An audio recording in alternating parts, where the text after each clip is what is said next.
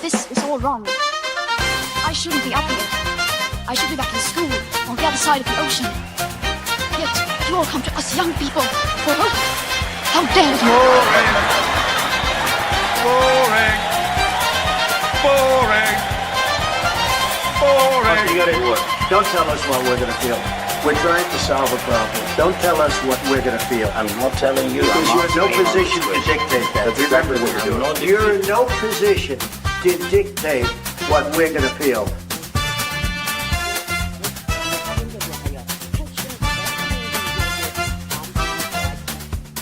I call again for immediate ceasefire in Gaza, the return of the sausages, the hostages.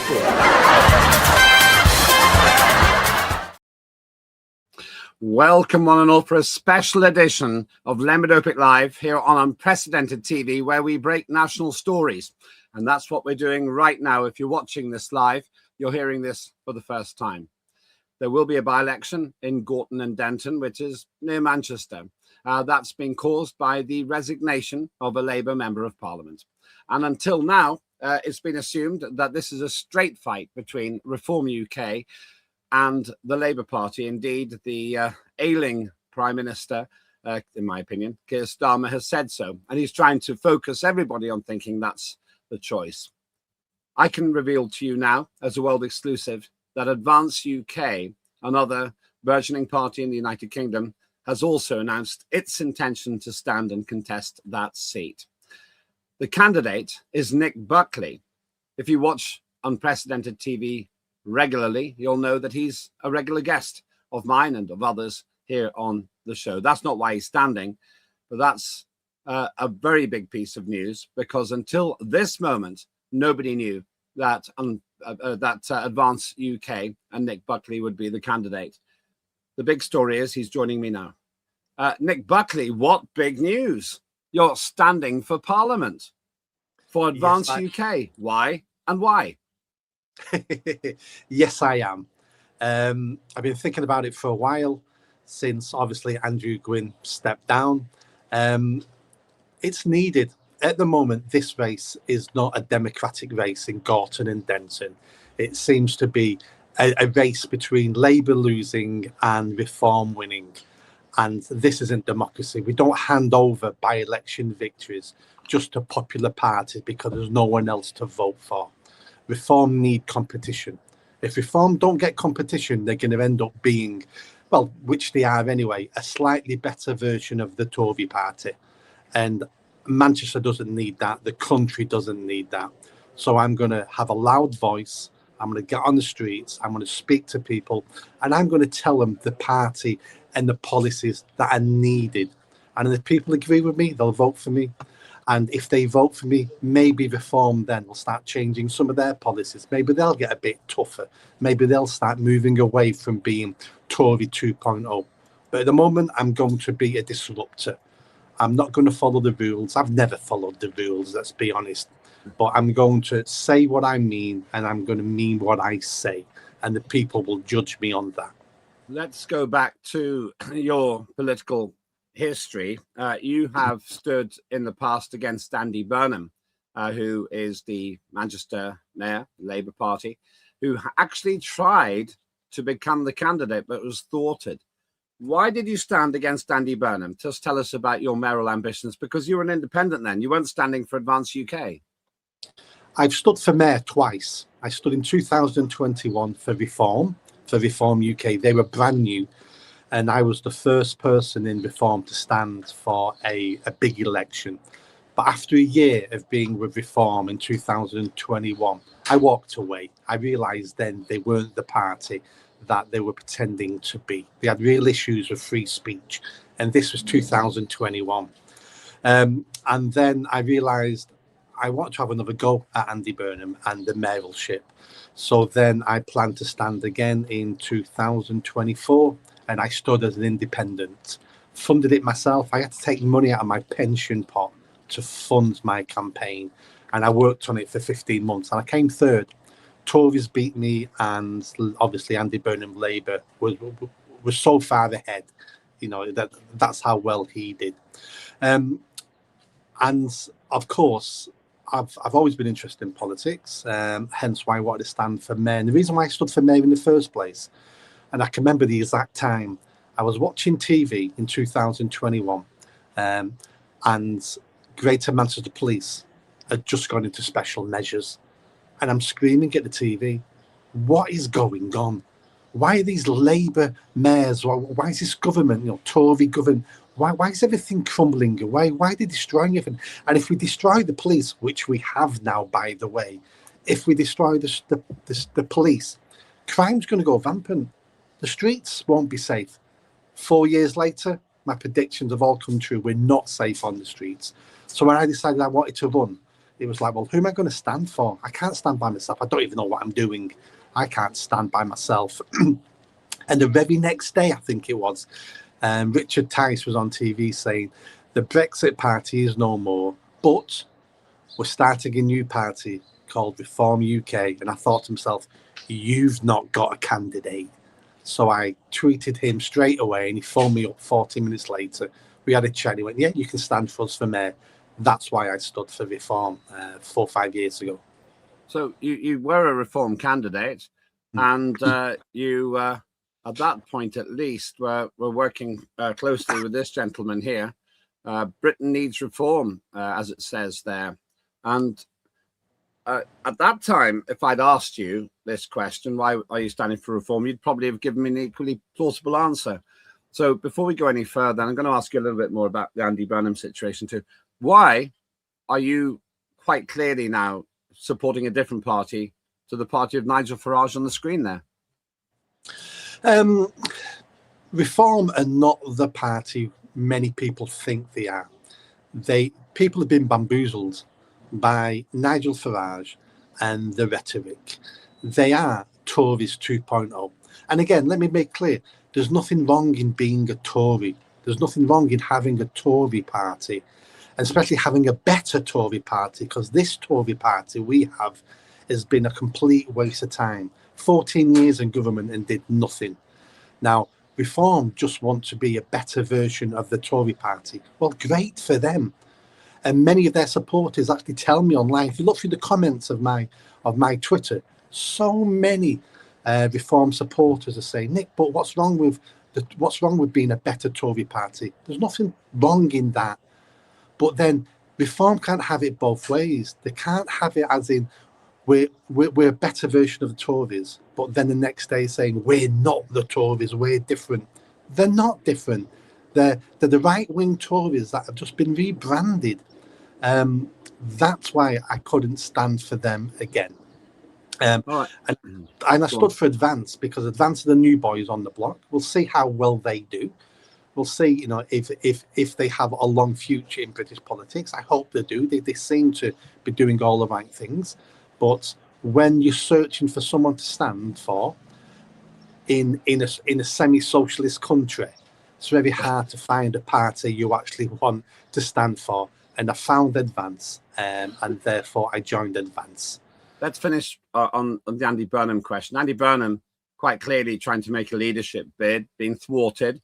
The general assumption, I have to say, this is my opinion as well, is that if Andy Burnham had stood for the Labour Party, he'd probably have won.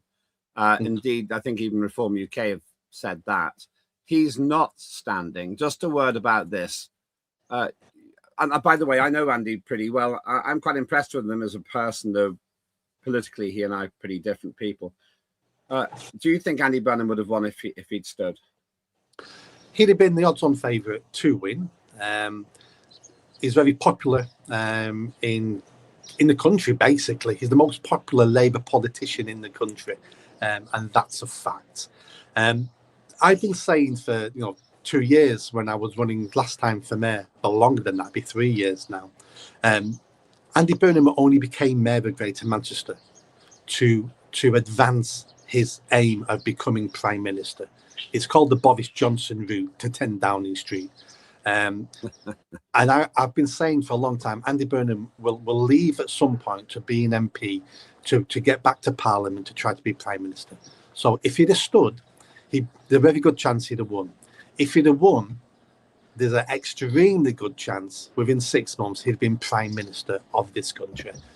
Now, Andy Burnham could still run, but it takes huge courage to do the next step now. Andy Burnham would have to resign from the Labour Party, stand as an independent, win the by-election, get to Parliament, and then reapply to be a Labour member again. I think it was it Ken Livingstone who did that in London. So that would be the way back for Andy Burnham. Has he got the courage for that? I don't think he has. I think basically now this is the end now of Andy Burnham. Andy Burnham has shown the people of Greater Manchester that they were a stepping stone. He's shown the country he hasn't got the follow through to do what needs to be done to save the country. And it's also destroyed Keir Starmer, because all those Labour MPs were sat in Parliament going, please bring Andy Burnham. We may not like him, but my word is popular. And what we need now is a popular Prime Minister, because that might save my seat at the general election. And I'm on 96 grand a year, and I don't want to lose my seat. You could be on 96 grand a year in 4 weeks' time, in which case I'll ask you a whole bunch of awkward questions about income too. If you've just joined us, this is an unscheduled exclusive interview with Nick Buckley, MBE, who has announced his intention to contest the by-election in Gorton and Denton, believed to be on the 27th of February this year, as a result of the resignation of Andrew Gwynn. Let's talk about the Andrew Gwynn affair, if you like. There he is. He's standing down.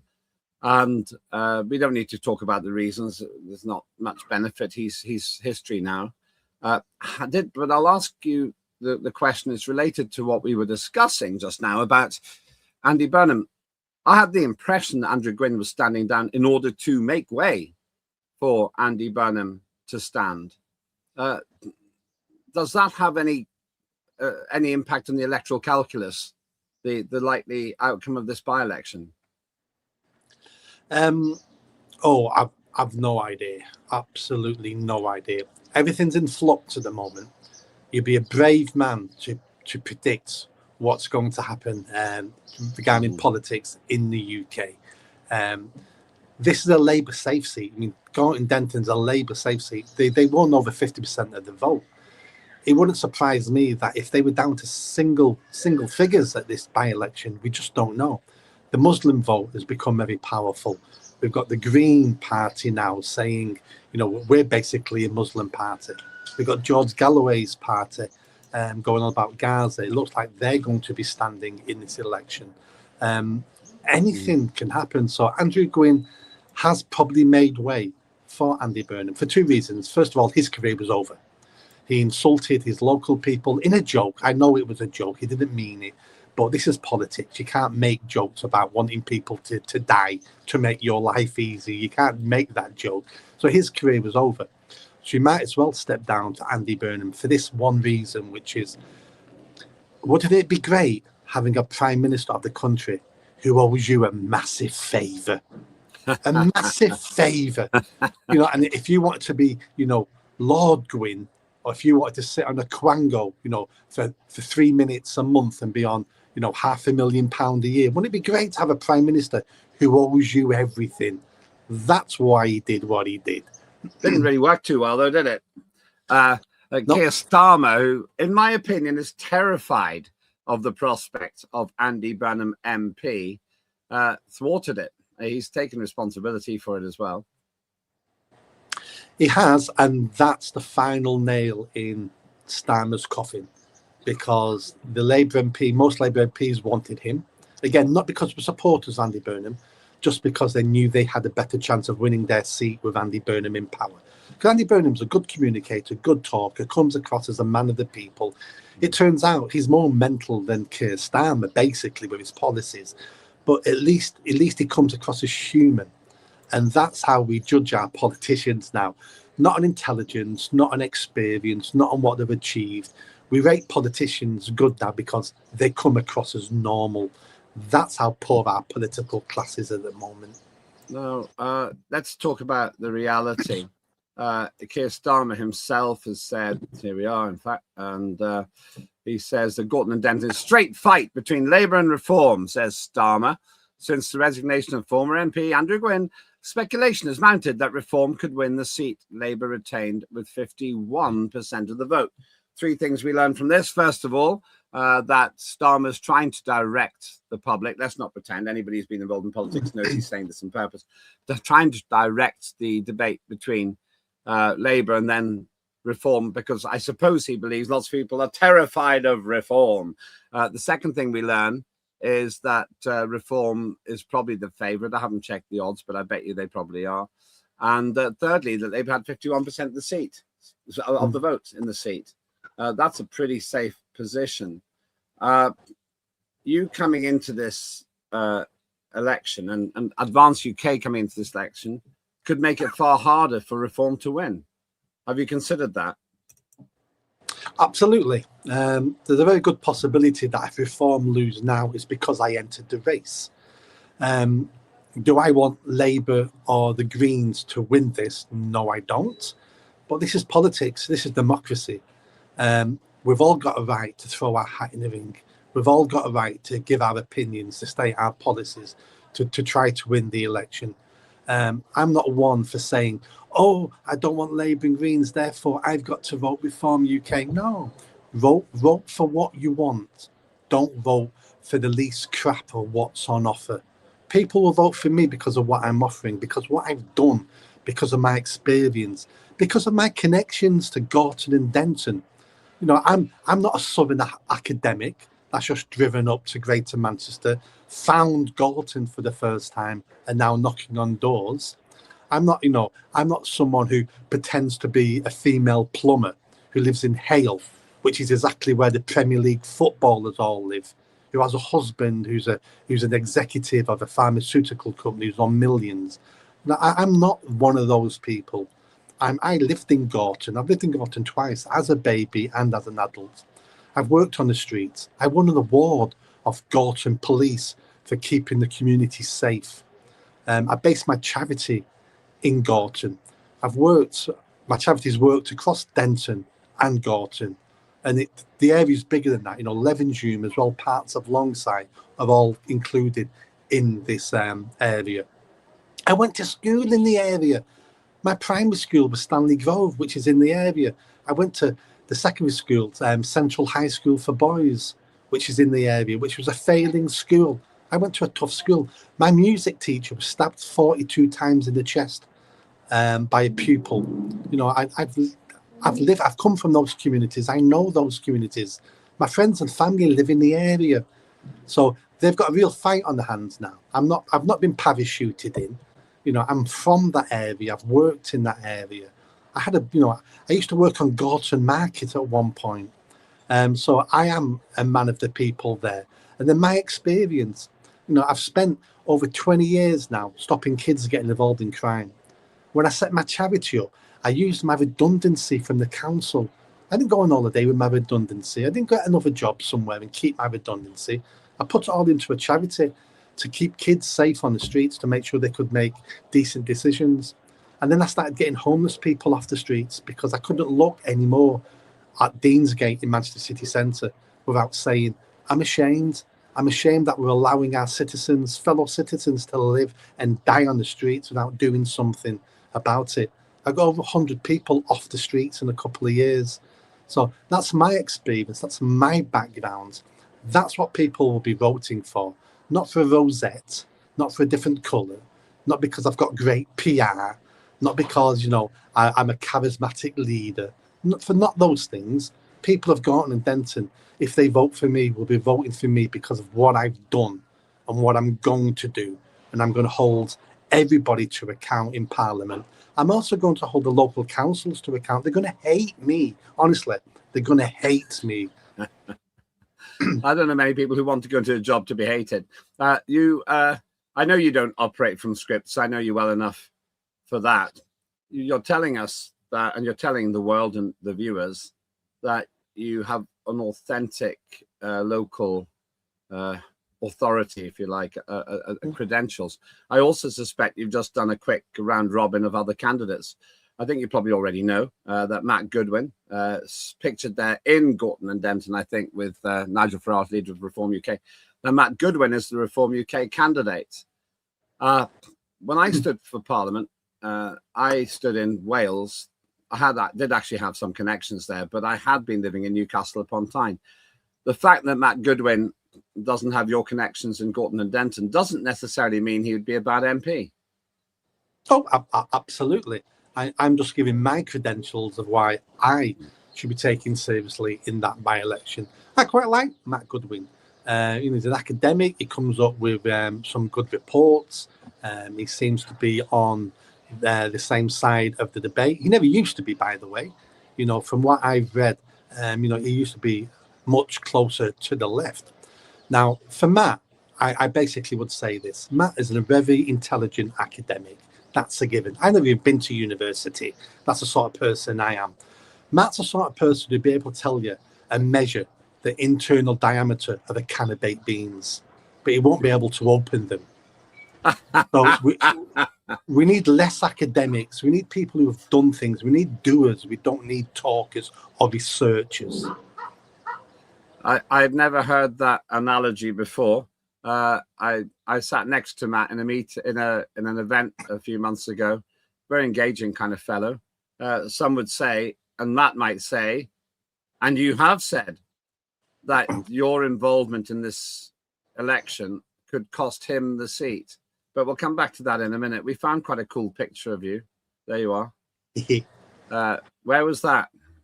And what were you doing? That was the one of the underground walkways under the Mancunian Way. And the Mancunian Way is a motorway that goes through Manchester city centre. And who's that in the background walking off? Did you ever find out? I've no idea. So there you are. That was, I guess, when you were standing for Mayor of London. Sorry, correction, that's Freudian. If only we could get a new Mayor of London, but for Mayor of Manchester. You say that you've got local credentials. You've also got an MBE. Remind us why you've got that MBE. I got an MBE for decades of working with young people to stop them getting involved in crime. Mm-hmm. Again, using my redundancy to set up a multi-award winning charity to work on the streets. So not working in youth clubs, basically, working on the streets with the toughest kids in the toughest neighbourhoods and taking services and help and support to them where they are. There's no point having a youth club if the kids who are causing all the trouble have been barred from the youth club or don't want to go into the youth club or don't want to access job opportunities. What's the point of having these opportunities if these young people won't access them? So I set a charity up to take services to them because they're customers. And we forget sometimes, people are customers and we need more customer service. So my charity, I'm not involved in charity anymore now, but it's still doing excellent. And they go on the streets, evenings, weekends, find the kids potentially causing trouble, find the kids who are potentially in harm's way of being groomed, of being pulled into criminal gangs, of being attacked, of carrying knives, or maybe being, low-level drug dealers. We work with them, we speak to them, we try to put them on different paths so they have a better life. And if they have a better life, that means those communities have better lives as well. Just a question there. How many years did you do in that kind of work? Over 2 decades. And now you also worked with Gerald Kaufman, who was a former member of Parliament for Gorton and Denton. Why?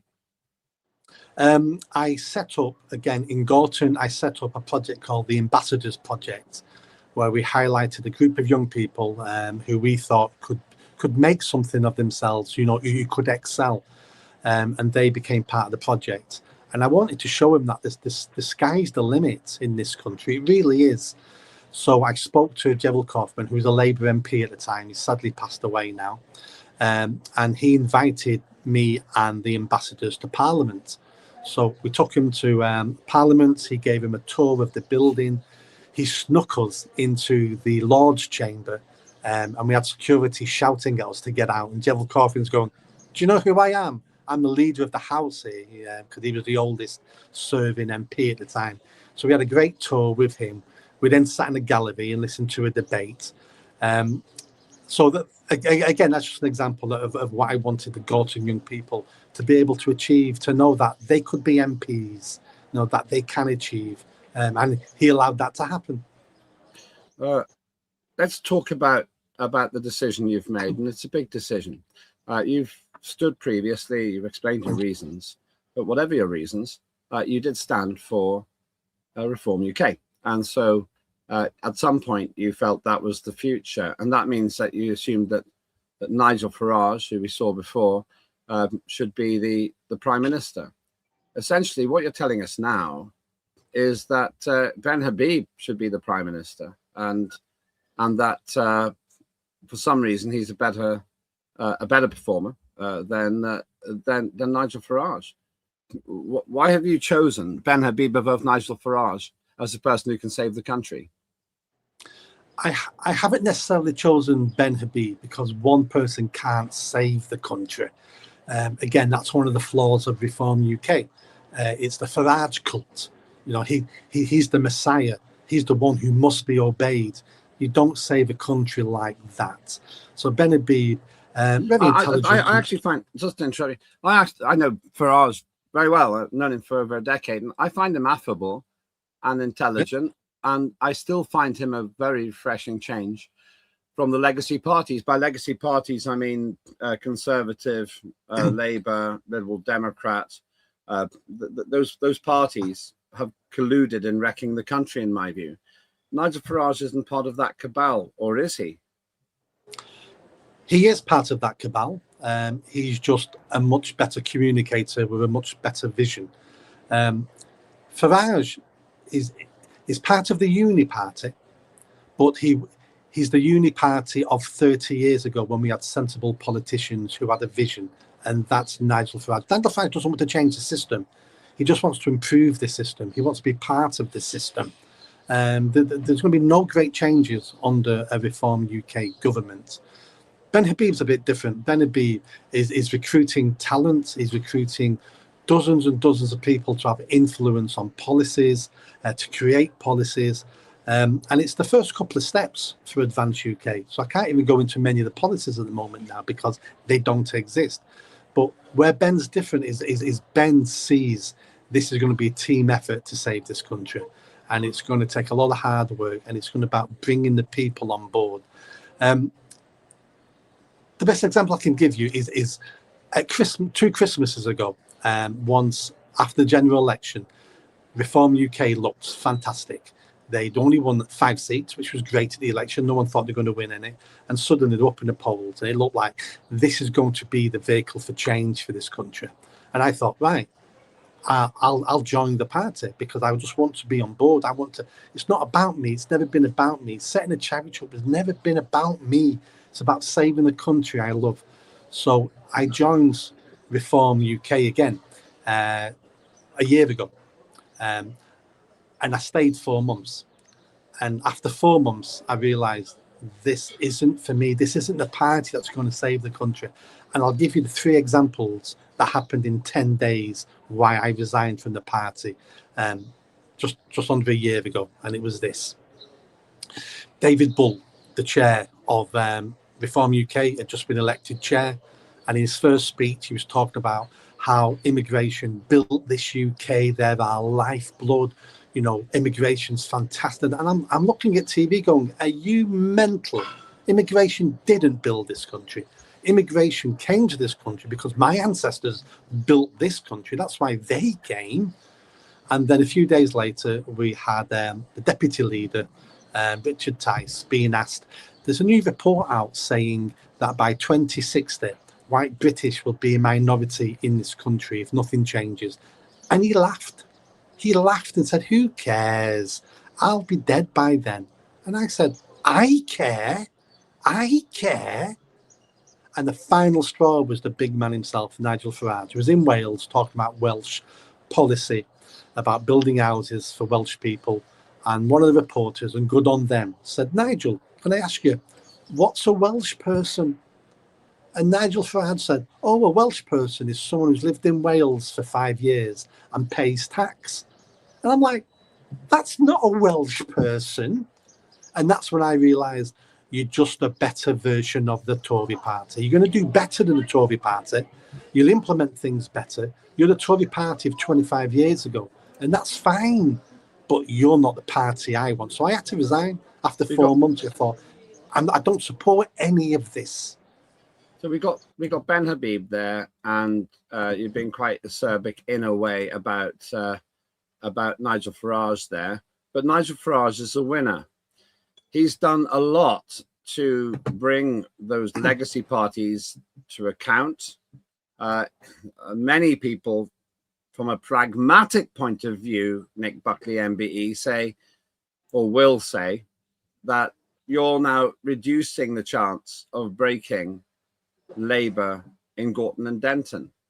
If you really care about saving the country, and I'm putting this question because a lot of other people will ask you the same question. If you really care about saving the country, why don't you give this man and Matt Goodwin, his candidate, a free run? Because I know what they're going to do.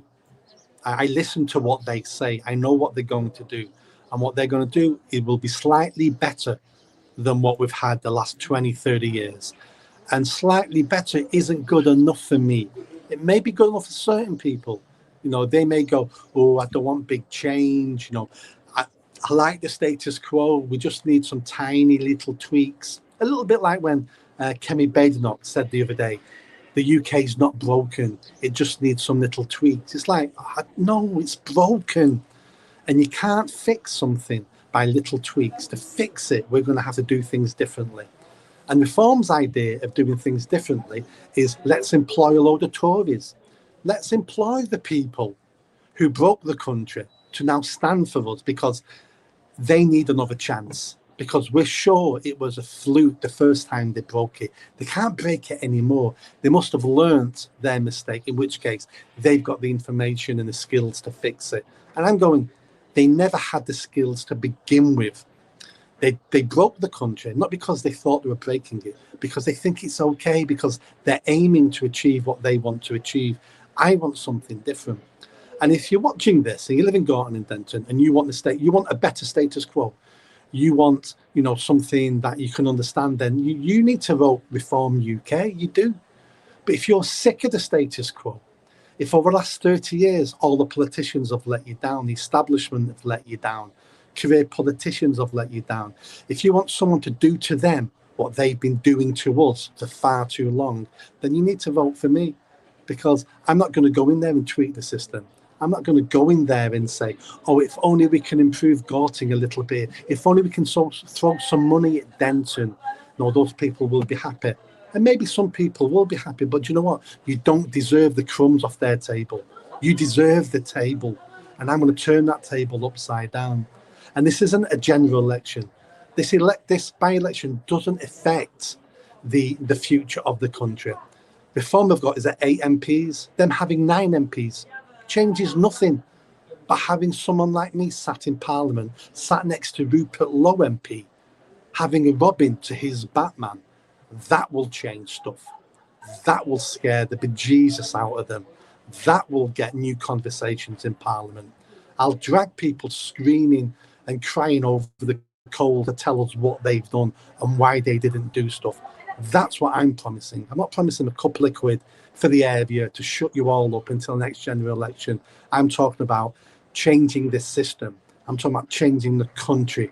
And it has to start somewhere. And I say it starts in Gorton and Denton. You clearly are passionate about standing. A few comments coming in here. If you're watching live, this is breaking news here on Unprecedented TV. Nick Buckley, MBE, has announced live on air on Unprecedented that he is standing for Advance UK, that's Ben Habib's party, in the Gorton and Denton by-election. Colin says Britain needs more than reform. Britain needs a miracle. And Enoch Powell, I doubt it's the real one. Starmer, public enemy #1. Colin says Manchester is a different world now. A lot of comments there.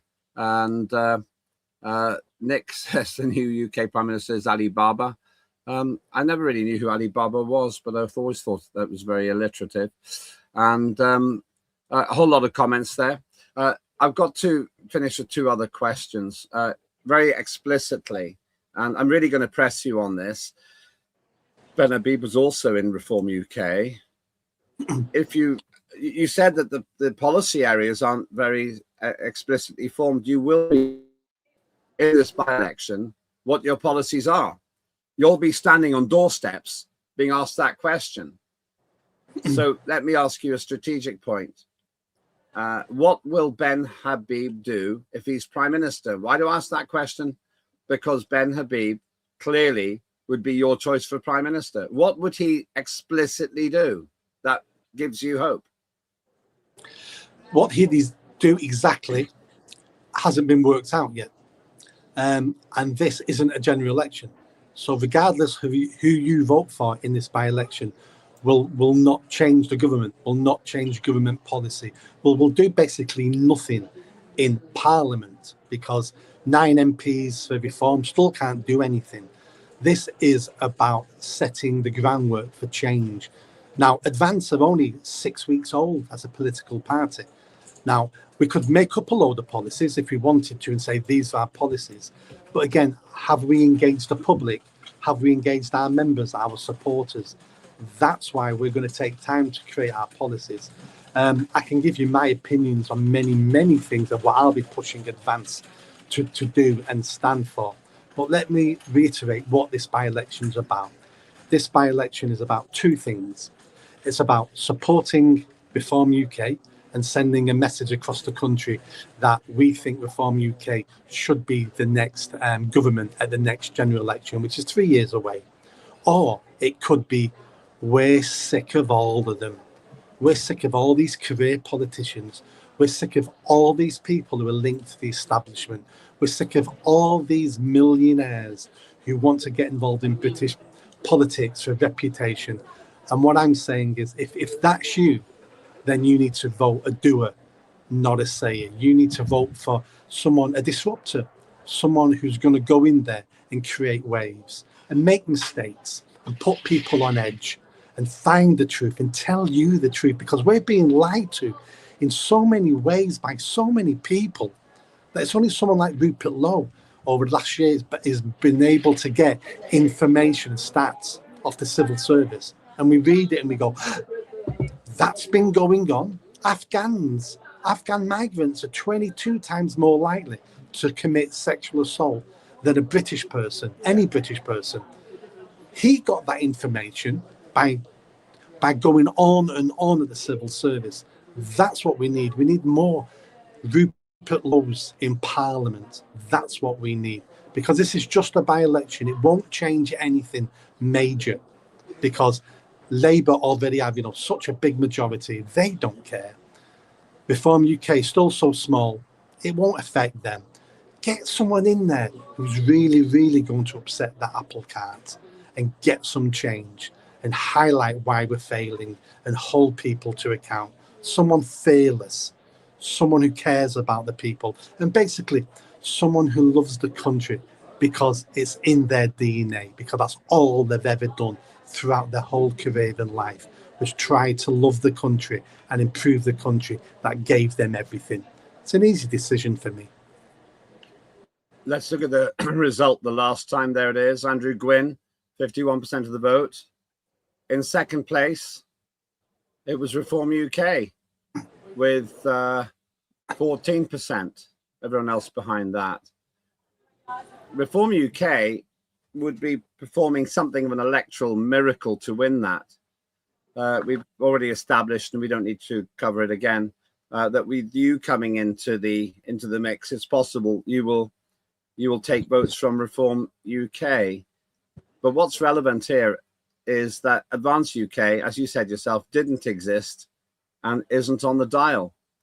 The question, therefore, is, and you've covered it in a way, but the question for you is, if Reform UK came to you and said, we understand your frustration, we want to work with Advance UK, we'll do a deal with you in Gorton and Denton if you don't stand there. I don't expect you to be amateurish and to do a deal negotiating here on unprecedented TV. But is there a prospect of some kind of collaboration? Not in my book, no, because all that would do is that would make me the same as them and everybody else, doing deals, backhanders, slapping each other on the back, sewing up the election between themselves. That's how we got into this mess in the first place. I'm not here for that. If I was here for that, I never would have left Reform UK. Maybe I should have joined, the Tories. Maybe I should have joined Labour over these decades if all I wanted was power, influence, and increase my reputation. Maybe, Reform were on the up last year. They're on the up now. I should have just kept my mouth shut when I was in Reform, and maybe I'd have been given a chance to stand for them at the general election. That would have been a sensible thing to do if all I want is to win an election. But no, I left the up-and-coming party. I resigned publicly and told them why I'm resigning. I might be many things. I may be naive. I may be stupid. I may be a bit of an idiot. I may be uneducated. All those things may be true, but I've got morals. I wouldn't be able to look at myself in the mirror if I saw myself turning into the career politicians that I despise in all the parties.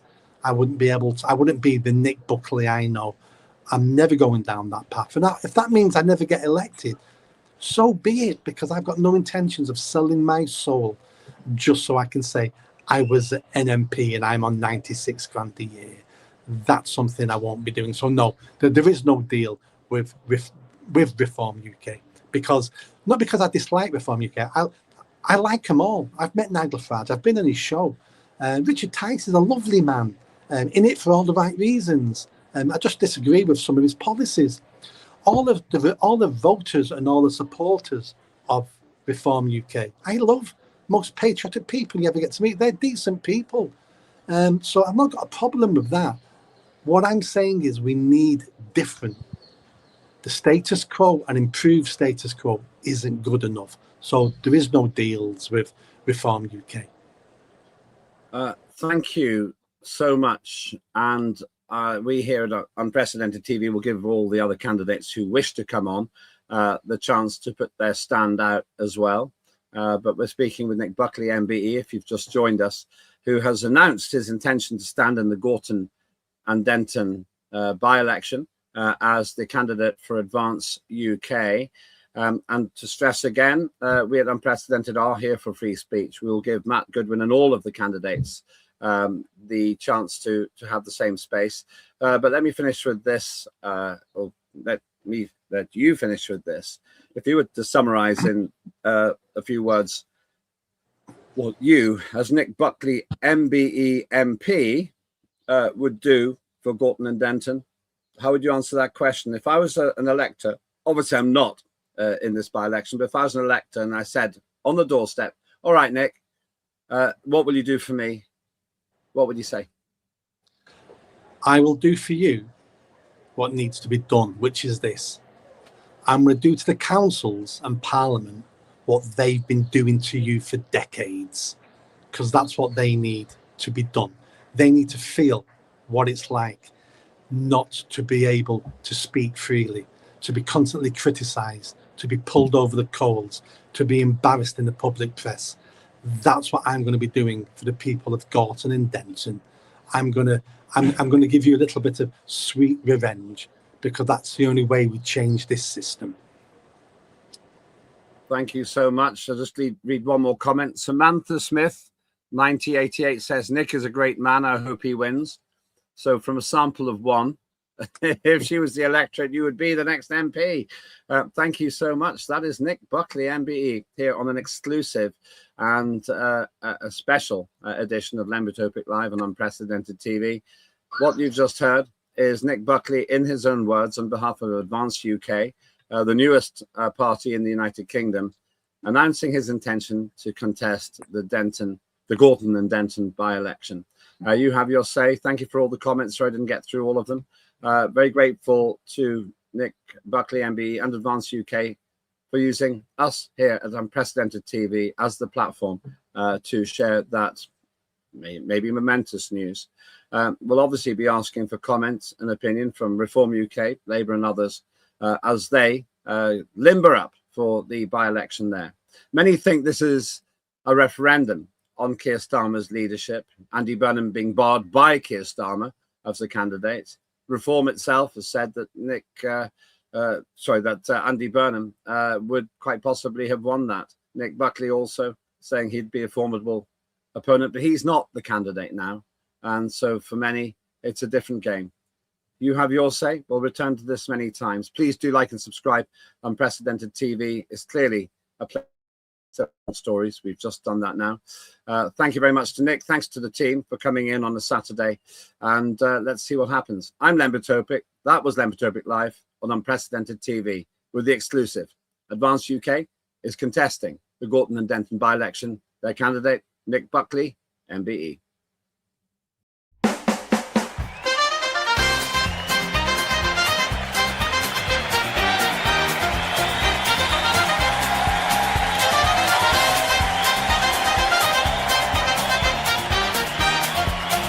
Immediate ceasefire in Gaza.